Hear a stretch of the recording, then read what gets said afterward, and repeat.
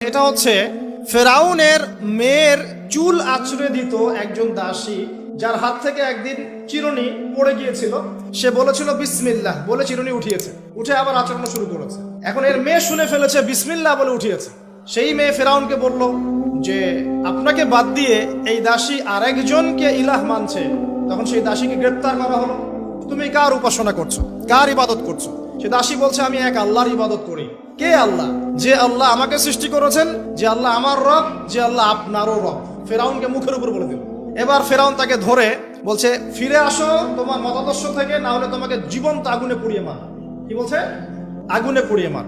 তো সে ফিরে আসে না। তখন ফেরাউন দেখলো তার সন্তান সন্ততি আছে কিনা। সন্তানরা আমাদের সফট কর্নার না, সন্তানকে ডেকে আনা হয়। দুইটা বাচ্চা, দুইটা কি তিনটা বাচ্চা।